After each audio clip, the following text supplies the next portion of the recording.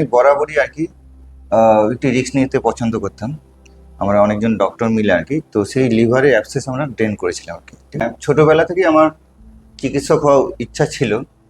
ঝাড়গ্রাম শহর প্রকৃতি সাজিয়ে দিয়ে গেছে, কিন্তু পরিকল্পনার অভাব আছে।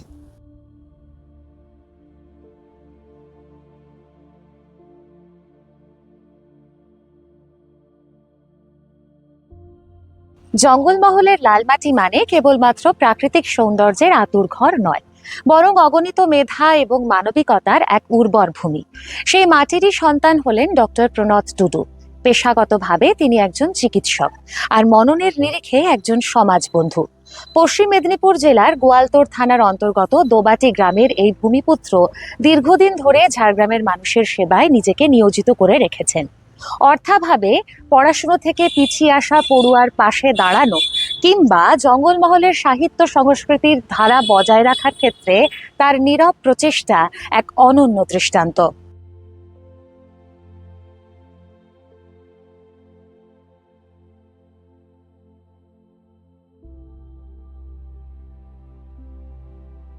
নমস্কার, শুরু করছি অরণ্য শহরে আড্ডার আজকের পর্ব। আমার সঙ্গে এই ফ্রেমে যিনি রয়েছেন তিনি হলেন ডক্টর প্রণত টুডু। আমাদের সৌভাগ্য আজ তাকে আমরা এই ফ্রেমে পেয়েছি। তার সম্পর্কে তো আমরা জানবই, এবং প্রসঙ্গত জানিয়ে রাখি তার পারিবারিক ঐতিহ্য। তার বাবা প্রয়াত যদুনাথ টুডু, তিনি ছিলেন সাঁওতালি সাহিত্য এবং নাট্য জগতের এক উজ্জ্বল নক্ষত্র। আকাশবাণী কলকাতার সঙ্গেও দীর্ঘদিনের তার কাজ করার অভিজ্ঞতা। সেই পারিবারিক ঐতিহ্য এবং তার কর্মপরিসর সম্পর্কে আজ নানান জানা অজানা কথা আমরা শুনবো। শুরুতেই যে প্রশ্নটি করব, আপনার জন্মস্থল দোবাটি গ্রাম, সেখানে আপনার বেড়ে ওঠা, সেই শৈশবের কথা যদি একটু বলেন। তো আমার যে দেশের বাড়ি আর কি, যে গ্রামের নাম হচ্ছে দবাটি, যেটা হচ্ছে যে গোয়ালতোড় থানার অন্তর্গত এবং শালবনী বিধানসভা আর কি। তো জঙ্গলমহলের একটা জায়গা আর কি, যেখানে আর কি। তো সেখানে হচ্ছে যে আমার ছোটবেলাটা বেড়ে উঠেছে। তো সেখানে জঙ্গল ঘেরা একটা গ্রাম আর কি, যেখানে রাস্তাঘাট বলতে সেই লাল মাটির রাস্তা, এবং সেখানে সেরকম আগে খুব বেশি উন্নয়ন সেখানে হয়নি আর কি। ঠিক আছে, রিসেন্টলি সে একই রকম একটা পরিবেশ হয়ে রয়েছে আর কি, জঙ্গলে ঘেরা এখনো গ্রামটাই রয়েছে। তো এই ছোটবেলাতে ওখানে কাটিয়েছি, কিন্তু মানে পড়াশোনাটা যদিও আমার সেখানে হয়নি আর কি ছোটবেলায়, কারণ বাবা চাকরি সূত্রে কলকাতায় ছিলেন আর কি। তো ছোটবেলায় কাটি এবং সেখান থেকে তারপরে আমার পড়াশোনাটা সেই কলকাতাতে হয়। বাবার প্রসঙ্গ এলো যখন, প্রয়াত শ্রী যদুনাথ টুডু সাঁওতালি সাহিত্যের একজন বিশিষ্ট ব্যক্তিত্ব তিনি। তার সম্পর্কে একটু বলুন, আপনার জীবনে বাবার প্রভাব ঠিক কতটা? হ্যাঁ, তো আমি ছোটবেলা থেকে বাবাকে দেখেছি আর কি, যে বাবা মানে খুব মানে কর্মঠ ছিলেন আর কি। এবং শুধু তাই নয়, যে উনি প্রচুর সাঁওতালিতে লিখেছেন আর কি, নাটক লিখেছেন। ঠিক আছে, এবং শুধু তাই নয়, যে যে সান্তালি আখড়া বলে একটা প্রোগ্রাম হতো আর কি কলকাতা কতে আর কি, প্রত্যেক দিন সন্ধেবেলা 6:10 থেকে শুরু হতো, 6:40 পর্যন্ত 35 পর্যন্ত হতো। এবং সেখানে বাবার শুধুমাত্র মানে যে কোনো প্রোগ্রাম আর কি, উনি সেটাকে পুরো প্রোগ্রামটাকে অ্যারেঞ্জ করতেন আর কি। এবং কখনো যদি দেখা যেত যে খবরও পড়তেন সাঁওতালিতে আর কি, এবং বিভিন্ন অনুষ্ঠান উনি পরিচালনা করতেন আর কি। তো এই যে সাঁওতালি আখড়া বা সান্তালি আখড়া যেটা হতো আর কি, 6:10 থেকে যেটা কলকাতা পথে চালু হতো আর কি, তো উনি পুরো অনুষ্ঠানটাকে পরিচালনার দায়িত্বে ছিলেন। শুধু তাই নয়, তার পাশাপাশি উনি নাটক লিখতেন, আরও অনেক কিছু মানে সাঁওতালি ভাষায় উনি লিখতেন আর কি। এবং এই যে সাঁওতালি সমাজটাকে ডেভেলপের জন্য আর কি, ঠিক আছে, তো কিছু কিছু নাটক লিখতেন, বা সাধারণ জীবন যাপনের যে ইয়ে ছিল আর কি, সিচুয়েশন ছিল, সেগুলোকে নিয়ে তুলে ধরতেন আর কি। সাঁওতালি সিচুয়েশনগুলোকে সে তুলে ধরতেন নাটকের মাধ্যমে আর কি। তো এর পাশাপাশি বাবাকে দেখেছি যে বিশেষ করে যখন কলকাতাতে ছিলেন বাবা আর কি, সেখানে যারা অনুষ্ঠান করতে আসতেন তাদেরকে অনেক খুব হেল্প করতেন, সাহায্য করতেন। তো এইভাবে বাবা আর কি অনেক রকমভাবে সাধারণ মানুষকেও সাহায্য করতেন আর কি। বর্তমানে পেশাগতভাবে আপনি হুম। একজন চিকিৎসক। হুম। ছোটবেলা থেকেই কি চিকিৎসক হওয়ার ইচ্ছে ছিল নাকি পরে সেই ইচ্ছে তৈরি হয়? হ্যাঁ, ছোটবেলা থেকেই আমার চিকিৎসক হওয়ার ইচ্ছা ছিল। তার কারণটা হচ্ছে যে আমি দেখেছি আর কি, যে আমার একজন জ্যাঠতো দাদা ছিলেন আর কি। তো তখন আমি ক্লাস 2 কি 3 তে পড়ি আর কি। তো সেখানে আমি সেই সময় দেখেছিলাম যে আমার জ্যাঠতো দাদা আর কি, তো সোনা টুডু নাম ছিল ওনার, ঠিক আছে? তো ওনার জন্ডিসের কারণে উনি মারা গেছিলেন আর কি, ঠিক আছে? তো সেই সময় গোয়ালতোড়ের যে হসপিটালটা ছিল আর কি, এখন তো বড় হয়েছে, তখন ছোট ছিল আর কি। তো সেখানে নিয়ে যাওয়া হয়েছিল, কিন্তু সেই রকম চিকিৎসাটা সেই সময় পাননি আর কি। স্বাভাবিকভাবে সেই সময় অতটা উন্নত চিকিৎসা ছিল না আর কি। তো সেই ক্লাস 2 থেকেই আমার একটা সুপ্ত বাসনা ছিল বা ইচ্ছা ছিল যে আগের চিকিৎসক হওয়ার একটা ইচ্ছাটা তৈরি হয়েছিল আর কি, সেই সময় থেকে আর কি। তো সেই সময় মানে এটা প্রায় আজ থেকে 30 বছর 40 বছর আগে আর কি। হ্যাঁ। তো সেই সময় হচ্ছে যে আহ, সেই উন্নত চিকিৎসার একটা যে অভাব ছিল আর কি গ্রামগঞ্জে বা আমাদের দেশে আর কি, বিশেষ করে গোয়ালতোড় যেখানে আমি থাকতাম। তো যেহেতু সেরকম চিকিৎসা ছিল না, সেই কারণে একটু ইয়ে ছিল আর কি, ইচ্ছাটা তৈরি হয়েছিল। মানে কিছুটা মানুষের পাশে মানুষের, দাঁড়ানোর হ্যাঁ, জন্য। দাঁড়ানো বা চিকিৎসক হওয়ার একটা ইচ্ছা বা বাসনা ইচ্ছা তৈরি হয়েছিল। নিজের স্বপ্ন পূরণের পথে ধাপে ধাপে কিভাবে এগিয়ে গেলেন? তারপরে হচ্ছে যে তারপরে তো আমার বাবার ট্রান্সফারেবল জব ছিল আর কি। তো সেখানে সেই সূত্রে আমাকে আসামেও পড়াশোনা করতে হয়েছে। ক্লাস 7-8 আমি আসামের ডিব্রুগড় বলে একটা জায়গা আছে, তো চা বাগান ঘেরা সেই ডিব্রুগড় শহর আর কি, সেখানে ক্লাস 7-8 আমি ওখানে পড়াশোনা করেছি। কারণ সেখানে বাবার ট্রান্সফারেবল জব ছিল।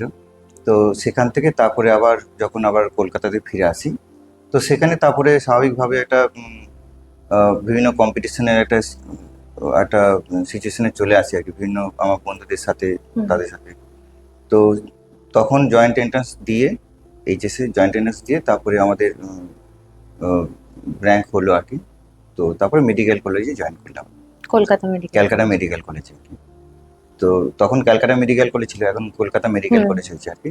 মেডিকেল কলেজ কলকাতা হয়েছে নামটা। তো এবং মেডিকেল কলেজ খুবই সুন্দর, একটা ভালো পরিবেশ ছিল, এখনো রয়েছে। এবং সেখানকার সব বন্ধুদের সাথে বেশ সুন্দর সময় কেটেছে, এবং পড়াশোনা ওখানে খুবই ভালো আর কি। ঠিক আছে? তো তারপরে মেডিকেল কলেজে পড়াশোনার পরে ওখান থেকে পাস আউটের পরে তো চাকরি পেয়ে তারপরে ডুয়ার্সে চলে যায় আর কি, ডুয়ার্স এরিয়াতে।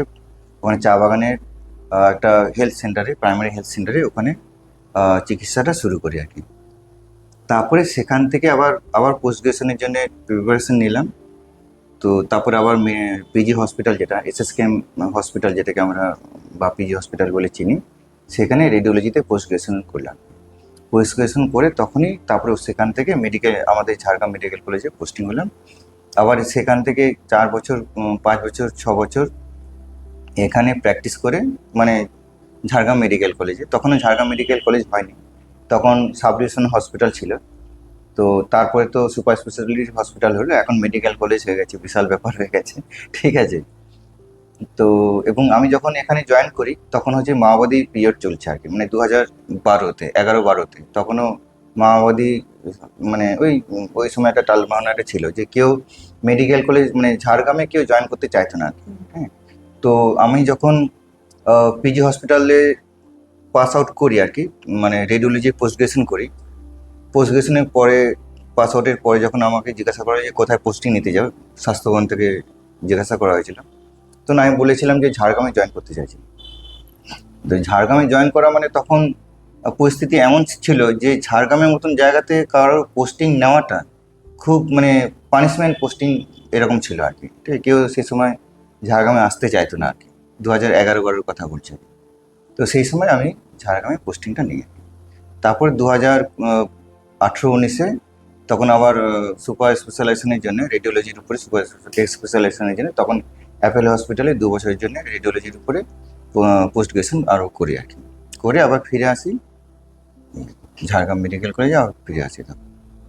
একটু জানতে ইচ্ছে করছে, আপনি বললেন যেমনটা যে সেই সময় জঙ্গলমহলের সন্ত্রাস পর্ব এবং তখন হুম। ঝাড়গ্রামে কারোর পোস্টিং মানে সেটা তার কাছে ভয়ের কারণ। হুম। সেই রকম একটা সময়ও কেন আপনি ঝাড়গ্রামকেই বেছে নিলেন নিজের কর্মস্থল হিসেবে? হুম। অ্যাকচুয়ালি সেই সময় মানে আমি বরাবরই আর কি একটু রিস্ক নিতে পছন্দ করতাম এবং হচ্ছে যে এখনও করি আর কি। এবং এখানে আরেকটা জিনিস বলি যে সেই সময় ঝাড়গ্রামে এবং এখনও আর কি, যে সে সময় মনে হচ্ছিল যে এই জঙ্গলমহল বলুন বা ঝাড়গ্রাম বলুন, আদিবাসী অধ্যুষিত জায়গা এবং অনেক সময় যে এখানে চিকিৎসার দিক দিয়ে হয়তো অনেকটাই পিছিয়ে রয়েছে, এই চিন্তাভাবনাটা আমার মধ্যে ছিল আর কি। তো সেই জন্যে আমি চেয়েছিলাম যে কিছুটা হলেও যদি আমি চেষ্টা করি আর কি, যে চিকিৎসা পরিষেবাটা একটু বেটার দিতে, আমার তরফ থেকে যতটুকু দেওয়ার। তো সেইটা চিন্তা ভাবনা করি আমি কিন্তু ঝাড়গ্রামে এসেছিলাম আর কি। তৎকালীন ঝাড়গ্রাম মহকুমা হাসপাতাল, হুম। পরবর্তী পর্যায়ে সুপার স্পেশালিটি হাসপাতাল এবং বর্তমানে ঝাড়গ্রাম মেডিকেল কলেজ ও হাসপাতাল। হুম। দীর্ঘ 12 বছর ধরে আপনি এই স্থানেই চিকিৎসা পরিষেবা প্রদান করেছেন। আপনার কি মনে হয় যে জঙ্গলমহলের মানুষদের ক্ষেত্রে স্বাস্থ্য বিষয়ক কি কি সমস্যা রয়েছে? অ্যাকচুয়ালি সত্যি কথা বলতে কি, এই যে ঝাড়গ্রাম মেডিকেল কলেজ আর কি, আমি তো সেই মহকুমা হসপিটাল যখন ছিল, সাব ডিভিশন হসপিটাল ছিল, তখন থেকে দেখে এসেছি এবং 2012 থেকে 2023-24 পর্যন্ত আমি তো ছিলাম মেডিকেল কলেজ। এই এখন মেডিকেল কলেজ হয়েছে ঠিকই, আগে সাব ডিভিশন হসপিটাল ছিল, তারপর সুপার স্পেশালিটি হসপিটাল হলো, তারপরে এখন Jhargram government medical college and hospital হয়েছে। তো সত্যি কথা বলতে কি, কিন্তু এই যে মেডিকেল কলেজ মানেই হচ্ছে যে একটা জিনিস বুঝতে হবে যে টার্সারি হসপিটাল, মানে সমস্ত রকমের ওখানে মানে আলটিমেট চিকিৎসাটা সেখানে পাওয়া উচিত বা পাওয়া দরকার, বা মানুষ আশা করে আর কি যে মেডিকেল কলেজে চিকিৎসাটা নেবো আর কি, ঠিক আছে। কিন্তু দেখা যাচ্ছে যে এখানে যে লেভেলের সার্ভিস পাওয়ার কথা, যেমন ধরুন একটা এমআরআই থাকার কথা, হ্যাঁ, সেই এমআরআইটা নেই। বা বিশেষ করে যদি বলি যে ট্রমা কেয়ার সেন্টার বলতে যেটাকে বলি, তো সেই ট্রমা কেয়ার সেন্টারটাও নেই আর কি। মানুষকে বড় ধরনের অ্যাক্সিডেন্ট যদি হয়, সেক্ষেত্রে কটকে যেতে হচ্ছে বা অন্যান্য হসপিটালে রেফার করা হচ্ছে। তারপরে যে কার্ডিয়াক বা মানে হার্ট রিলেটেড যে কোনো পেশেন্ট আর কি, হ্যাঁ, তাকে হচ্ছে যে কোনো কর্পোরেট হসপিটালে যেতে হচ্ছে আর কি। তো এটা একটা বিশাল একটা অসুবিধা, বিশেষ করে ঝাড়গ্রামের মতন একটা এরিয়াতে আর কি। এখানকার যেসব আদিবাসী লোকজনরা রয়েছেন বা এখানকার যারা সাধারণ মানুষরা রয়েছেন, তাদের ক্ষেত্রে কিন্তু সেই মেডিকেল কলেজ, মানে মিদনাপুর মেডিকেল কলেজ যা বা হচ্ছে যে কলকাতা মেডিকেল কলেজে যদি যায় আর কি, এখান থেকে রেফার করা হয়, যেতে যেতে মানুষ মরে যাবেন আর কি, ঠিক আছে। তো আমার মতে হয় যে এখানে মেডিকেল কলেজে যে ইনফ্রাস্ট্রাকচার হওয়া উচিত, তুলনামূলকভাবে কিন্তু সেরকম ওই লেভেলে ইনফ্রাস্ট্রাকচার এখনো জানি না কেন হয়নি আর কি, ঠিক আছে। কারণ আর ফর এক্সাম্পল যদি বলি আর কি, যেখানে এমআরআই থাকা উচিত ছিল, ট্রমা কেয়ার সেন্টার হিসাবে মিনিমাম যেটুকু মানে একটা পেশেন্ট যাতে সুস্থ হয় বা একটু বেটার ট্রিটমেন্ট পায়, সেটা কিন্তু হচ্ছে না আর কি, ঠিক আছে। কিন্তু এখানে দেখা যাচ্ছে মানে ডাক্তাররা ম্যাক্সিমাম ওনাদের মতন করে চিকিৎসা করছেন, ঠিক আছে, কিন্তু যে সাপোর্ট বা যে ইনফ্রাস্ট্রাকচার থাকা উচিত, না থাকার জন্য হয়তো ডাক্তাররা সেই পরিষেবাটা দিতে পারছেন না আর কি। এলাকার মানুষদের চিকিৎসা করতে গিয়ে নিশ্চয়ই নানান অভিজ্ঞতার সম্মুখীন হয়েছেন। তার মধ্যে থেকে এমন কোনো ঘটনা মনে পড়ছে যা আজও মনে বেশ দাগ কেটে রেখেছে? অবশ্যই, হ্যাঁ। কারণ আমাদের বিশেষ করে তখনও সাব ডিভিশন হসপিটাল আর কি। তো সেই সময় হচ্ছে যে সেরকম খুব রিস্ক আছে, সেরকম পেশেন্টকে আমরা বরাবরই আমরা রেফার করতে বাধ্য হতাম আর কি। তো সেক্ষেত্রে একটা অনেকগুলো ঘটনার মধ্যে একটা ঘটনা বলি আর কি, যে একটা পেশেন্ট এসেছিলেন আর কি। তো লিভারের অ্যাবসেস, যেটাকে আমরা মানে লিভারের মধ্যে একটা পুঁজ জমে গেছিলো আর কি, ঠিক আছে। তো সেটাকে আমরা আমি এবং আরও দু একজন ডাক্তারবাবু মিলে আর কি, সেই সময় ডক্টর আরও যারা ছিলেন আর কি, আমরা অনেকজন ডক্টর মিলে আর কি, তো সেই লিভারে অ্যাবসেস আমরা ড্রেন করেছিলাম আর কি, ঠিক আছে। তো সেই পুঁজগুলোকে বের করে দিয়েছিলাম আর কি। তো তারপরে মানে পেশেন্টটি খুবই সিরিয়াস ছিলেন আর কি। তো পরে ওনার বাড়ির লোক বহুদিন পরে আর কি হঠাৎ করে রাস্তায় দেখা হয়েছিল। তো সেই সময় উনি বলেছেন যে আপনার জন্যে আমার বাবা এবং আপনাদের জন্য আমার বাবা এখন অনেক সুস্থ আছেন আর কি। তো এই ধরনের ছোট ছোট অনেক ঘটনা রয়েছে আর কি। তো সব মনে পড়ছে না, তো একটা ছোট ঘটনা মনে পড়লেও বললাম আর কি। এরকম অনেক ঘটনা রয়েছে। এবার একটু অন্য প্রসঙ্গে আসি। চিকিৎসাবিদ্যার পাশাপাশি ভাষা এবং সংস্কৃতি নিয়েও আপনি দীর্ঘদিন কাজ করছেন এবং আপনি বিভিন্ন সংগঠনের সঙ্গেও যুক্ত রয়েছেন, সেই প্রসঙ্গে একটু বলুন। অ্যাকচুয়ালি আমি আমার মাতৃভাষা সাঁওতালি ভাষা আর কি। তো এই মাতৃভাষা সাঁওতালি ভাষার যে চিকি আছে, মানে যে লিপি আছে, সেটা অলচিকি লিপি আর কি। তো আমি বরাবরই অলচিকি লিপির মানে প্রমোট করে এসেছি আর কি, যে মানে আগামী দিনে আরও মানে আমাদের যারা সাঁওতালি ভাষায় পড়াশোনা করতে চাইছেন, সাঁওতালি যে ভাষার যে লিপির মাধ্যমে পড়াশোনা করতে চাইছেন, তো ওনারা যদি আরও ভালো আরও এগিয়ে এগোতে চান আর কি, ওই লিপির মাধ্যমে পড়াশোনা করে এগোতে চাইলে এগোতে পারেন আর কি। তো সেই হিসাবে আমি এই অলচিকি লিপি যাতে আরও প্রসার হয়, সেটা আমি বরাবরই বিভিন্ন সংগঠনে যারা যুক্ত আছেন তাদের সঙ্গে মিলেমিশে আমি কাজটা করেছি আর কি। বিভিন্ন সংগঠনে যারা রয়েছেন আর কি, এই লিপি নিয়ে যারা কাজকর্ম করেন তাদের সঙ্গে সবসময় সঙ্গে থেকেছি আর কি। আমি বরাবরই চেষ্টা করেছি যে যাদের মাতৃভাষা সাঁওতালি, তো তাদের ক্ষেত্রে ওনারা নিজেদের লিপির মাধ্যমে যে পড়াশোনা করুক আর কি, নিজেদের লিপি তথা অলচিকি লিপির মাধ্যমে পড়াশোনা করুক, সেটা আমি বরাবরই চেয়েছি। কিন্তু আমি দেখেছি আর কি কোথাও একটা যে সরকারের মানে কোনো কারণে হয়তো আর কি, তো বিভিন্ন জায়গায় হয়তো স্কুলের সংখ্যা কম, বা স্কুল থাকলেও হচ্ছে যে মাস্টারদের সংখ্যা কম, তো সেইভাবে কিন্তু পড়ানো সেইভাবে হচ্ছে না আর কি। তো শতবর্ষ এই অলচিকি যে লিপি শতবর্ষ পূর্ণ হয়ে গেল, কিন্তু এখনো কিন্তু সেইভাবে কিন্তু আহ, প্রচার বা সেইভাবে কিন্তু সরকারের তরফ থেকে সেইভাবে উদ্যোগ কিন্তু নেওয়া হয়নি। তো আমার সীমিত যতটুকু সামর্থ্য, আমি বিভিন্ন গ্রামে গ্রামে বা বিভিন্ন সংগঠনের সঙ্গে যুক্ত হয়ে থেকে সেই অলচিকি লিপি যাতে আরও সামনের দিকে এগিয়ে যায় বা প্রচারটা হয়, সেগুলি আমার তরফ থেকে চেষ্টা করেছি। একজন সামাজিকভাবে সচেতন ব্যক্তি হিসেবে হুম। আপনার কাছে জঙ্গলমহলের মানুষের প্রধান সমস্যা কি? প্রধান সমস্যা স্বাস্থ্য, শিক্ষা এবং হচ্ছে যে এখানকার কর্মসংস্থান, তিনটেই বলবো যে এখানে জঙ্গলমহলের ক্ষেত্রে যথেষ্ট এখনো অনেক পিছিয়ে আছে আর কি, ঠিক আছে। স্বাস্থ্য নিয়ে তো বললামই আর কি, যে স্বাস্থ্য অনেকটাই পিছিয়ে রয়েছে আর কি। এবং ওর সাথে সাথে শিক্ষার কথা যদি বলি আর কি, যে শিক্ষা কিন্তু এখানে কোনো সেন্ট্রাল গভর্নমেন্ট সেরকম কোনো স্কুল নেই। এবং শুধু তাই নয়, যে যে সরকারি স্কুলগুলো রয়েছে কিন্তু সেখানে আরও আধুনিকভাবে পড়ানো দরকার ছিল আর কি বাচ্চাদেরকে। তো সেই আধুনিক পড়ানোর এখনো কিন্তু সেরকম সিস্টেম কিন্তু এখনো বা ইনফ্রাস্ট্রাকচার এখনো কিন্তু সেভাবে তৈরি হয়নি।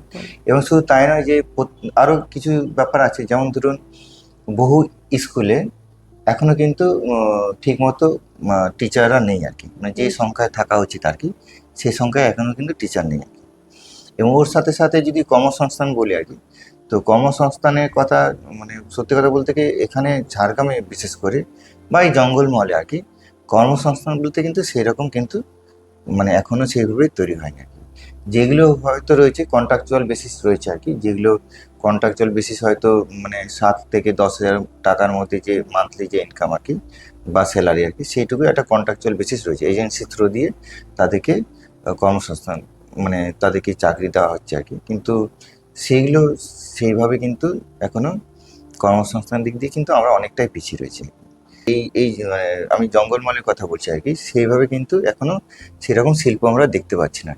এবং বহু মানুষকে আমরা দেখছি যে বাইরে তারা পরিযায়ী শ্রমিক হিসাবে যাচ্ছেন ওনারা আর কি, এবং হচ্ছে যে বহু বহু জায়গা থেকে গেছেন, এবং অনেক অ্যাক্সিডেন্ট হচ্ছে, বাইরেও অ্যাক্সিডেন্ট হচ্ছে, যেতে হচ্ছে বাড়ির বাইরে যেতে হচ্ছে ওনাকে, ঠিক আছে, সেসব লোকজন দেখে।